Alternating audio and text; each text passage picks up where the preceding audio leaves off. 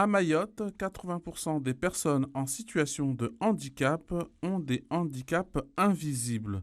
Difficile pour les conseillers en insertion de les identifier et donc de les mener vers l'emploi. D'où le besoin de rassembler tous les acteurs dans un même lieu pour la Semaine européenne des personnes handicapées. À Mayotte, l'idée de cette semaine, de cet rendez-vous aujourd'hui, c'est rendre visible ce qu'il y a sur le territoire, à savoir en termes d'aide et puis aussi en termes de dispositifs. C'est pour cela que nous avons voulu aujourd'hui tout simplement, à travers cet espace, réunir toutes les instances, se rencontrer, se partager, s'informer et se sensibiliser. Un rendez-vous qu'on n'a pas voulu rater Alaouia Halifa. Sourde et muette et formatrice en langue des signes à l'ADSM, elle souhaite évoluer professionnellement.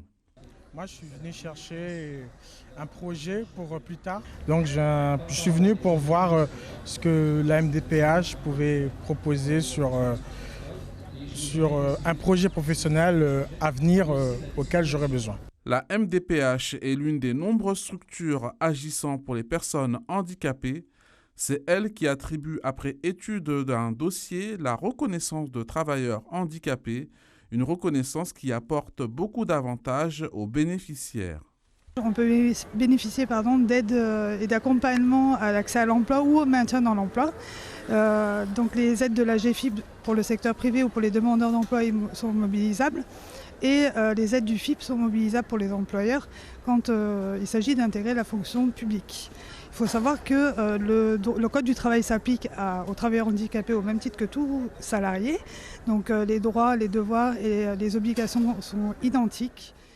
Durant toute la semaine, d'autres rendez-vous seront donnés, notamment pour démontrer que les personnes en situation de handicap sont tout à fait capables de travailler et de remplir leurs tâches comme leurs homologues valides.